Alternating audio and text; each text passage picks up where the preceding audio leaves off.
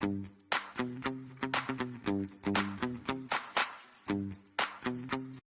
दोस्तों, मैं रामनिका गांधी। मैं एक होम्योपैथिक विशेषज्ञ हूँ। आज मैं बात करूंगी होम्योपैथी की एक best remedy septic fever, septicaemia के लिए बहुत ज्यादा उपयोगी पैरोजेन के संदर्भ में।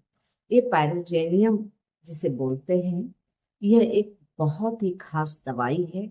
वह तब बहुत ज्यादा उपयोगी होती है जब शरीर में किसी तरह का इन्फ्लामेशन, इन्फेक्शन कॉज करता है। अब रही बात कि इन्फ्लामेशन, इन्फेक्शन, जैसे कि ब्लड सैंपल जब टेस्ट होता है जिसमें सीआरपी बढ़ा हुआ पाया जाता है, सीआरपी यानी कि सी रिएक्टिव प्रोटीन जब बढ़ते हैं, उस स्थिति में यह इंडिकेट करता है कि शरीर के बाहरी या अंदरूनी किसी भी ऑर्गन में आपको सेप्टिक जैसा समस्या आ चुका है। कहीं भी बस इन्फ्लामेशन हो रहा है, इस चीज को इंडिकेट करता है सीआरपी। और सीआरपी टेस्ट जब होती है और उसमें आपको इस तरह का सीआरपी पॉजिटिव या सीआरपी 10 से ज्यादा अगर उसकी काउंटिंग होती है, तो उस कंडीशन में आपको पैराजीनम बहुत अच्छा लाभ देता है।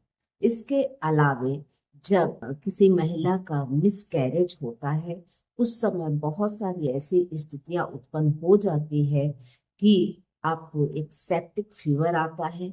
आप कुछ भी खाते हैं, आपको डाइजेस्ट नहीं होता, खाते के साथ आपको बहुत ज्यादा उल्टियां होती है, नोजिया जैसी फीलिंग होती है, और शरीर यहाँ तक कि सेप्टिक की वजह से नीला पड़ने लगता है, फीवर बहुत तेज आ जाता है, और जो मरीज है वह बहुत ज्यादा बेचैन और व्याकुल से नजर आने लगते हैं।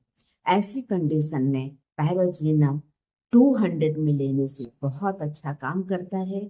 चूंकि यह एक नसोड है, चूंकि यह सेप्टिक पस से बना हुआ यह एक मेडिसिन है, इसलिए इसे हायर पोटेंसी में लेना चाहिए और इससे बहुत ज्यादा लाभ मिलता है। और इसके कई केस मैंने सॉल्व किए हैं जब मिसकैरेज के बाद आपको सेप्टिक फीवर होता है, सेप्टिसीमिया जैसी स्थिति होती है। एक मेरे घर के भी एक ऐसे केस आए थे। मेरे परिवार में ऐसी एक महिला थी जिसे मिसकैरेज के बाद इस तरह का प्रॉब्लम हुआ था। उसके बाद उनको पैराजीनम दिया गया 200 में। बहुत अच्छा लाभ मिला। पहले ही खुराक से वह स्टेबल होना शुरू हो गई और तुरंत ही वह ठीक हो गई। यह सेप्टिसीमिया की बेहतरीन लाजवाब मेडिसिन होती है। और इसे सेप्टिक फीवर, जब किसी तरह का आपको सर्जरी होता है या आप दांत उखड़वाते हैं या डिलीवरी के बाद आपको अगर सेप्टिसीमिया फीवर हो रहा है, उस कंडीशन में बहुत अच्छा काम करता है। इसके अलावे आप कहीं आपको चोट लगी थी, कट लग गया था, और कट लगने के बाद वहां पस और इन्फ्लामेशन होने के बाद आपको फीवर आ रही है, तो उस कंडीशन में पैरोजीनम बहुत अच्छा काम करता है और इसे 200 पोटेंसी में लेनी चाहिए। इससे आपको बेहतर लाभ मिलेगा। पैरोजीनम का जो रोगी होता है उसे ठंड भी बहुत लगती है और शाम के वक्त ठंड बढ़ जाती है। पैराजीनम का जो रोगी होता है उसे भूख नहीं लगती, और कुछ खाता भी है तो उल्टियां करने लगता है। उसे रेस्टलेस बहुत महसूस होता है, थकावट रहती है और कुछ भी काम करने का इच्छा नहीं करता।